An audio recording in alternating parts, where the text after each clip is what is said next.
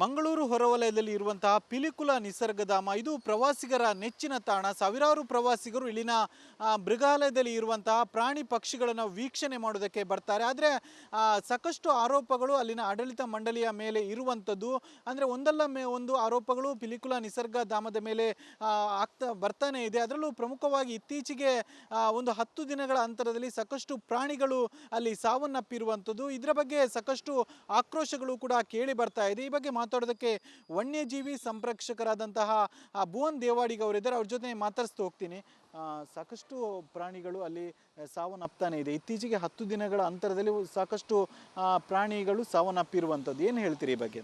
ಇದಕ್ಕೆ ಮುಖ್ಯವಾದ ಕಾರಣ ಅಲ್ಲಿಯ ಮ್ಯಾನೇಜ್ಮೆಂಟೇ. ಅಲ್ಲಿಯ ಕರೆಕ್ಟಾಗಿ ಅಲ್ಲಿ ಬೇಕಾದಂಥ ವೆಟರ್ನರಿ ಸ್ಟಾಫ್ ಇಲ್ಲ. ಪಿಲಿಕುಳ ಝೂ ಏನಿದೆ ಅದು ಲಾರ್ಜ್ ಝೂ ಕ್ಯಾಟಗರಿಯಲ್ಲಿ ಬರುತ್ತೆ, ಸೆಂಟ್ರಲ್ ಝೂ ಅಥಾರಿಟಿನ ಇದರಲ್ಲಿ. ಇದಕ್ಕೆ ಈ ಲಾರ್ಜ್ ಝೂ ಲೈಸೆನ್ಸ್ ಪಡೀಲಿಕ್ಕೆ ಇವರು ಸುಳ್ಳು ದಾಖಲೆ ಅನ್ನೋ ಸೃಷ್ಟಿ ಮಾಡಿಕೊಂಡು ಝೂ 82 ಹೆಕ್ಟೇರ್ ಇದೆ ಅಂತ ತೋರಿಸ್ಕೊಂಡು ಅಲ್ಲಿ ಅಂದರೆ ಲಾರ್ಜ್ ಝೂ ಲೈಸೆನ್ಸ್ ಇದ್ದರೆ ಸಾವಿರಕ್ಕಿಂತ ಹೆಚ್ಚು ಪ್ರಾಣಿಯನ್ನು ಅಲ್ಲಿ ಇಡ್ಬೋದು. ಸೊ ಇವರು ಈ 30 ಹೆಕ್ಟೇರ್ ಜಾಗದಲ್ಲಿ 1250ಕ್ಕಿಂತ ಹೆಚ್ಚು ಪ್ರಾಣಿಗಳನ್ನು ಇಟ್ಕೊಂಡು ಒಂದೇ ವೆಟರ್ನರಿ ಡಾಕ್ಟರ್, ಅಷ್ಟು ಪ್ರಾಣಿಗಳಿಗೆ ಒಂದೇ ವೆಟರ್ನರಿ ಡಾಕ್ಟರ್ ಇಟ್ಕೊಂಡು ನಡೆಸ್ತಾ ಇದ್ದಾರೆ. ಹಾಗೆ ಮಾಡಿದರೆ ಖಂಡಿತ ಅದನ್ನು ನಡೆಸಲಿಕ್ಕೆ ಆಗಲ್ಲ.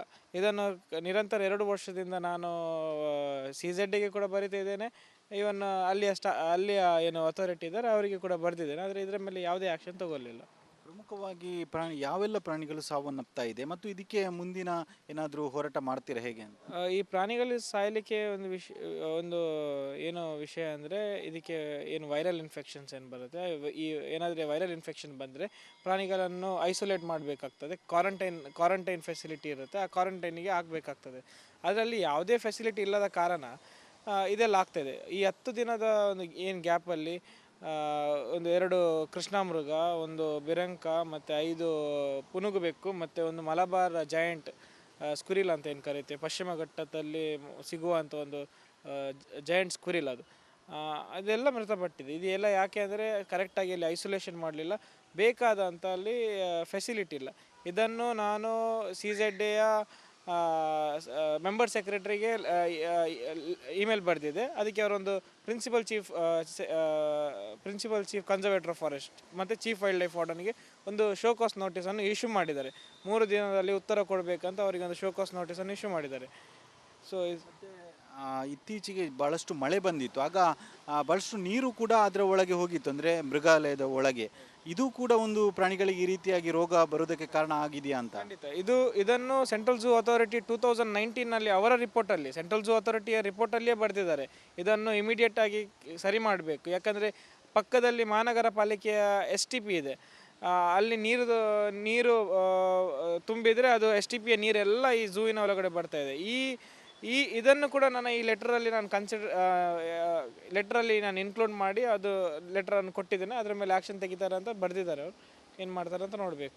ಮತ್ತೊಂದು, ಈ ದಷ್ಟಪುಷ್ಟವಾಗಿರುವ ಪ್ರಾಣಿಗಳಾದಂತಹ ಹುಲಿ ಆಗಿರ್ಬೋದು, ಸಿಂಹ ಆಗಿರ್ಬೋದು, ಅಲ್ಲಿ ನೋಡಿದಾಗ ಭಾಳಷ್ಟು ನಿತ್ರಾಣಗೊಂಡಂಥ ಬಳಲಿದಂಥ ಸ್ಥಿತಿಯಲ್ಲಿದೆ. ಈ ಹಿಂದಿನಿಂದಲೂ ಒಂದು ಆರೋಪ ಇತ್ತು, ಅಲ್ಲಿ ಮಾಂಸವನ್ನು ಸರಿಯಾಗಿ ಅದಕ್ಕೆ ತಿನ್ನಿಸ್ತಾ ಇಲ್ಲ, ಪೂರೈಕೆ ಆಗ್ತಾ ಇಲ್ಲ ಅಂತ. ಅದು ಈಗ ಮುಂದುವರಿದಿದೆಯೇ ಹೇಗೆ ಅಂತ? ಕರೆಕ್ಟ್. ಅಲ್ಲಿ ಮಾಂಸ ಅಂದರೆ ಇವರು ಏನು ಮಾಡ್ಕೊಂಡಿದ್ದಾರೆ ಅಂದರೆ ಪ್ರಾಣಿಯ ಸಂಖ್ಯೆ ಜಾಸ್ತಿ ತೋರಿಸಿದ ತಕ್ಷಣ ಈ ಫುಡ್ಡಿನ ಕ್ವಾಂಟಿಟಿ ಏನುಂಟು ಅದನ್ನು ಜಾಸ್ತಿ ಇವರಿಗೆ ಬೇಕಂತ ಇವರು ರಿಕ್ವೈರ್ಮೆಂಟ್ ಟೆಂಡರಲ್ಲಿ ಹಾಕ್ತಾರೆ. ಸೊ ಆ ಟೈಮಲ್ಲಿ ಏನಾಗ್ತದೆ ಅಂದರೆ ದಿನಕ್ಕೆ 130 kg ಬರುವಂಥ ಮಾಂಸದಲ್ಲಿ ಒಂದು 30-20 kg ದಿನಕ್ಕೆ ಹೊಡೆದ್ರೆ ಈ ವರ್ಷ ನೀವು 365 ಡೇಸ್ಗೆ ಕ್ಯಾಲ್ಕುಲೇಟ್ ಮಾಡಿದರೆ ಲಕ್ಷಾನುಗಟ್ಟಲೆ ಇವರಿಗೆ ಲಾಭ ಇದೆ. ಸೊ ಇದು ಬೇಕಂತ ನೀವು ಪ್ರಾಣಿಗಳ ಸಂಖ್ಯೆ ಇವರು ಬೇರೆ ಝೂಗೆ ಕಲಿಸೋದಿಲ್ಲ, ಝೂವಿನ ಸೈಜನ್ನು ಕಮ್ಮಿ ಮಾಡೋದಿಲ್ಲ. ಆದರೆ ಪ್ರತಿ ಸಲ ಇವರಿಗೆ ಒಂದೇ ಫಂಡ್ ಇಲ್ಲ. ಫಂಡ್ ಎಲ್ಲಿ ಹೋಯ್ತು ಅಂತ ಕೇಳಿದರೆ ಈ ಫುಡ್ಡಿಗೆ ಹೋಗಿದೆ ಅಂತ ತೋರಿಸಿದ್ದಾರೆ. ಆದರೆ ಫುಡ್ ಅಲ್ಲಿ ಸರಿಕಟ್ಟು ಅಲ್ಲಿಯ ಸ್ಟಾಫಿನವರೇ ನಮಗೆ ಮಾಹಿತಿಯನ್ನು ಕೊಡ್ತಾ ಇದ್ದಾರೆ. ಅಂದರೆ ಅಲ್ಲಿ ಕರೆಕ್ಟಾಗಿ ಫುಡ್ ಬರ್ತಾ ಇಲ್ಲ, ಅದಕ್ಕೆ ಕರೆಕ್ಟಾಗಿ ಏನು ಬರಬೇಕಿತ್ತು ಅಷ್ಟು ಕ್ವಾಂಟಿಟಿ ಬರ್ತಾ ಇಲ್ಲ. ಅದೇ ಈ ತಿಂಗಳು ಲಾಸ್ಟ್ ಮಂತ್ 5 ದಿವಸ ಕೆಲವು ಪ್ರಾಣಿಗಳಿಗೆ ಫುಡ್ಡೇ ಇರಲಿಲ್ಲ ಅರ್ಬಿವರಸಿಗೆ. ಯಾಕಂದರೆ ಪೇಮೆಂಟ್ ಆಗಲಿಲ್ಲ, ಹಾಗಂತ ಅವನು ಟೆಂಡರ್ ಹಾಕುವ ಫುಡ್ಡೇ ಹಾಕಲಿಲ್ಲ. ಸೊ ಇಂಥ ಸಮಸ್ಯೆ ನಡೀತಾನೆ ಉಂಟು.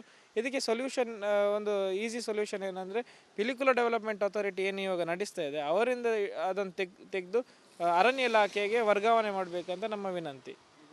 ಕಂಪ್ಲೇಂಟ್ ಎಲ್ಲ ರೈಸ್ ಮಾಡಿದ್ರಿ, ಏನು ಹೇಳಿದ್ರು, ಏನಾದರೂ ಉತ್ತರ ಬಂತ ಹೇಗೆ ಅಂತ? ನಾನು ಮಾರ್ಚ್ 28ಕ್ಕೆ ನಾನು ಪಬ್ಲಿಕ್ ಇಂಟ್ರೆಸ್ಟ್ ಲಿಟಿಗೇಷನ್ ಹೈಕೋರ್ಟಲ್ಲಿ ಹಾಕಿದ್ದೇನೆ. ಅದರ next date of hearing 18th of this month, ಈ ಮಂತ್ 18ಗೆ ಇದೆ. ಇನ್ನೊಂದು ವಿಷಯ ಏನಂದರೆ ಶೋಕಾಸ್ ನೋಟಿಸನ್ನು ಇಶ್ಯೂ ಮಾಡಿದ್ದಾರೆ. ಇದು ಶೋಕಾಸ್ ನೋಟಿಸ್ ಫಸ್ಟ್ ಟೈಮಲ್ಲ ಇಶ್ಯೂ ಮಾಡೋದು ಪಿಲಿಕುಲ ಡೆವಲಪ್ಮೆಂಟ್ ಅಥಾರಿಟಿಗೆ, ಪದೇ ಪದೇ ಇಶ್ಯೂ ಮಾಡಿದ್ದಾರೆ. ಆದರೆ ನಮ್ಮ ಇಲ್ಲಿಯ ಏನು ಮ್ಯಾನೇಜ್ಮೆಂಟ್ ಇದೆ ಅವರಿಗೆ ಅದರ ಬಗ್ಗೆ ಚಿಂತನೆ ಇಲ್ಲ, ಅವರು ದುಡ್ಡು ಮಾಡೋದ್ರಲ್ಲಿ ವ್ಯಸ್ತರಾಗಿದ್ದಾರೆ. ಇನ್ನೊಂದು ವಿಷಯ ಏನಂದರೆ ಕಾಳಿಂಗ ಸರ್ಪ ಸಂತಾನ ಉತ್ಪತ್ತಿ ಕೇಂದ್ರ ಅಂತ ಇಡೀ ಭಾರತದಲ್ಲಿ ಇಲ್ಲಿ ಮಾತ್ರ, ಪಿಲಿಕುಲದಲ್ಲಿ ಮಾತ್ರ ಇದೆ. ಪ್ರತಿ ವರ್ಷ ಇವರು ಕ್ಯಾಪ್ಟಿವ್ ಬ್ರೀಡಿಂಗ್ ಅಂತ ಹೆಸರಿನಲ್ಲಿ ದುಡ್ಡು ಹೊಡಿತಾ ಇದ್ದಾರೆ. ಇನ್ನೊಂದು ಏನಂದರೆ ಕಾಳಿಂಗ ಸರ್ಪ ಮೊಟ್ಟೆ ಇಟ್ಟರೆ ಅದನ್ನು ಆ್ಯಚ್ ಮಾಡುವಂಥ ಏನು ಪ್ರೊಸೆಸ್ ಇದೆ ಅದು ಇಲ್ಲಿ ಇನ್ಕ್ಯುಬೇಷನ್ ಮಾಡ್ತಾರೆ.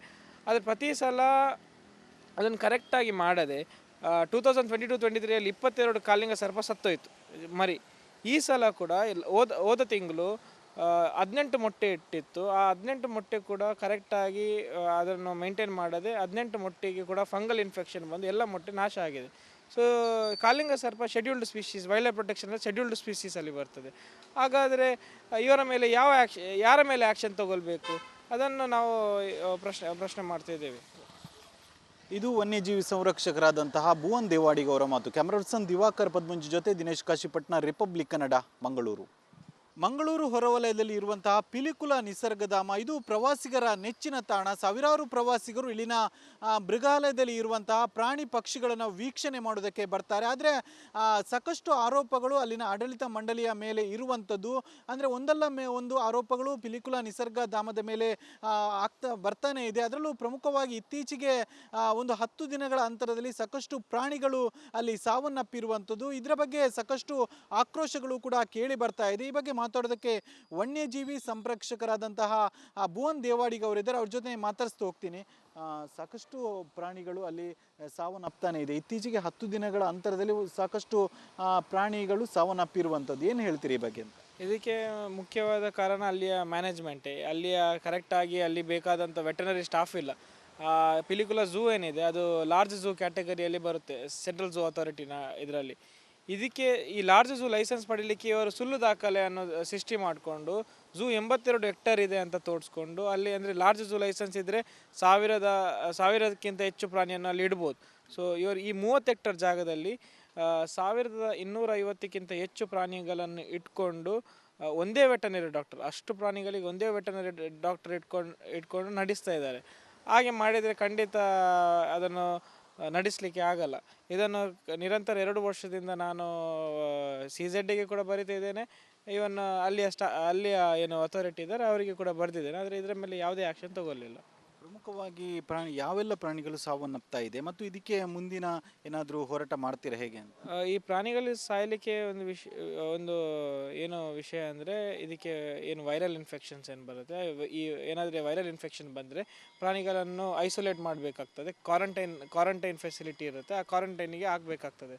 ಅದರಲ್ಲಿ ಯಾವುದೇ ಫೆಸಿಲಿಟಿ ಇಲ್ಲದ ಕಾರಣ ಇದೆಲ್ಲ ಆಗ್ತಾಯಿದೆ. ಈ 10 ದಿನದ ಒಂದು ಏನು ಗ್ಯಾಪಲ್ಲಿ ಒಂದು 2 ಕೃಷ್ಣಮೃಗ, ಒಂದು ಬಿರಂಕ ಮತ್ತು 5 ಪುನುಗು ಬೆಕ್ಕು ಮತ್ತು ಒಂದು ಮಲಬಾರ್ ಜಾಯಿಂಟ್ ಸ್ಕ್ವಿರಿಲ್ ಅಂತ ಏನು ಕರೀತೀವಿ, ಪಶ್ಚಿಮ ಘಟ್ಟದಲ್ಲಿ ಸಿಗುವಂಥ ಒಂದು ಜಾಯಿಂಟ್ ಸ್ಕ್ವಿರಿಲ್, ಅದೆಲ್ಲ ಮೃತಪಟ್ಟಿದೆ. ಇದೆಲ್ಲ ಯಾಕೆ ಅಂದರೆ ಕರೆಕ್ಟಾಗಿ ಅಲ್ಲಿ ಐಸೋಲೇಷನ್ ಮಾಡಲಿಲ್ಲ, ಬೇಕಾದಂಥ ಅಲ್ಲಿ ಫೆಸಿಲಿಟಿ ಇಲ್ಲ.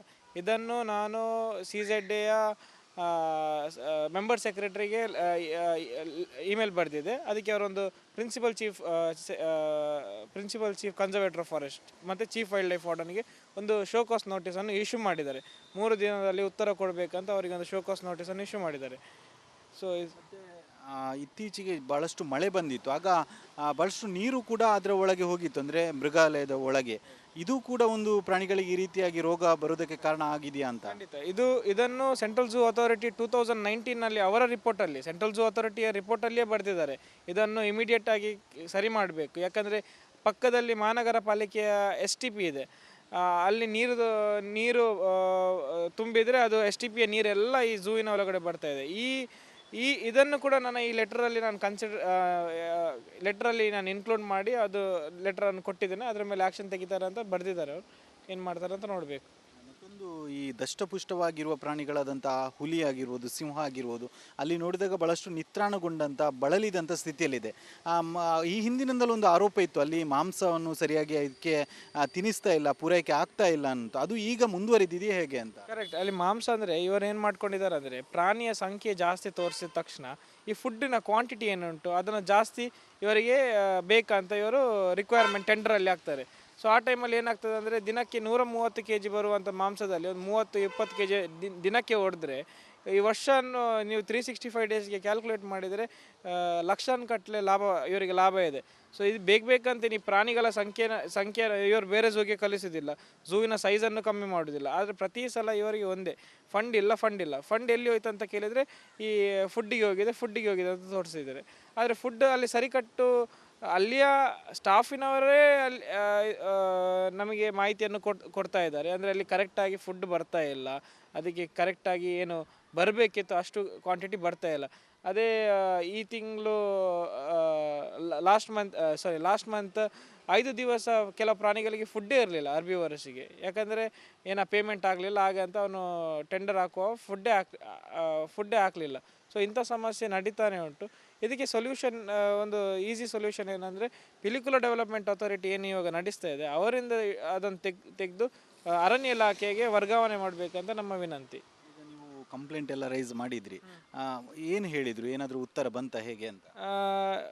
ನಾನು ಮಾರ್ಚ್ 28ಕ್ಕೆ ನಾನು ಪಬ್ಲಿಕ್ ಇಂಟ್ರೆಸ್ಟ್ ಲಿಟಿಗೇಷನ್ ಹೈಕೋರ್ಟಲ್ಲಿ ಹಾಕಿದ್ದೇನೆ. ಅದರ next date of hearing 18th of this month, ಈ ಮಂತ್ 18ಗೆ ಇದೆ.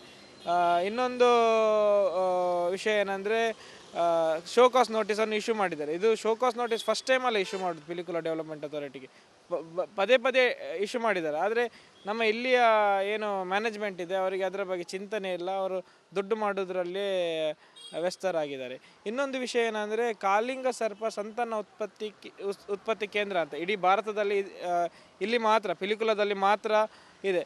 ಪ್ರತಿ ವರ್ಷ ಇವರು ಕ್ಯಾಪ್ಟಿವ್ ಬ್ರೀಡಿಂಗ್ ಅಂತ ಹೆಸರಿನಲ್ಲಿ ದುಡ್ಡು ಹೊಡಿತಾ ಇದ್ದಾರೆ. ಇನ್ನೊಂದು ಏನಂದರೆ, ಕಾಳಿಂಗ ಸರ್ಪ ಮೊಟ್ಟೆ ಇಟ್ಟರೆ ಅದನ್ನು ಹ್ಯಾಚ್ ಮಾಡುವಂಥ ಏನು ಪ್ರೊಸೆಸ್ ಇದೆ, ಅದು ಇಲ್ಲಿ ಇನ್ಕ್ಯುಬೇಷನ್ ಮಾಡ್ತಾರೆ. ಆದರೆ ಪ್ರತಿ ಸಲ ಅದನ್ನು ಕರೆಕ್ಟಾಗಿ ಮಾಡದೆ 2022-23 22 ಕಾಳಿಂಗ ಸರ್ಪ ಸತ್ತೋಯ್ತು ಮರಿ. ಈ ಸಲ ಕೂಡ ಹೋದ ತಿಂಗಳು 18 ಮೊಟ್ಟೆ ಇಟ್ಟಿತ್ತು. ಆ 18 ಮೊಟ್ಟೆ ಕೂಡ ಕರೆಕ್ಟಾಗಿ ಅದನ್ನು ಮೇಂಟೈನ್ ಮಾಡದೆ 18 ಮೊಟ್ಟೆಗೆ ಕೂಡ ಫಂಗಲ್ ಇನ್ಫೆಕ್ಷನ್ ಬಂದು ಎಲ್ಲ ಮೊಟ್ಟೆ ನಾಶ ಆಗಿದೆ. ಸೊ ಕಾಳಿಂಗ ಸರ್ಪ scheduled species, wildlife protection scheduled ಸ್ಪೀಶೀಸಲ್ಲಿ ಬರ್ತದೆ. ಹಾಗಾದರೆ ಯಾರ ಮೇಲೆ ಆ್ಯಕ್ಷನ್ ತಗೊಳ್ಬೇಕು, ಅದನ್ನು ನಾವು ಪ್ರಶ್ನೆ ಮಾಡ್ತಿದ್ದೇವೆ. ಇದು ವನ್ಯಜೀವಿ ಸಂರಕ್ಷಕರಾದಂತಹ ಭುವನ್ ದೇವಾಡಿಗ ಅವರ ಮಾತು. ಕ್ಯಾಮರಾ ಪರ್ಸನ್ ದಿವಾಕರ್ ಪದ್ಮಂಜಿ ಜೊತೆ ದಿನೇಶ್ ಕಾಶಿಪಟ್ನ, ರಿಪಬ್ಲಿಕ್ ಕನ್ನಡ, ಮಂಗಳೂರು.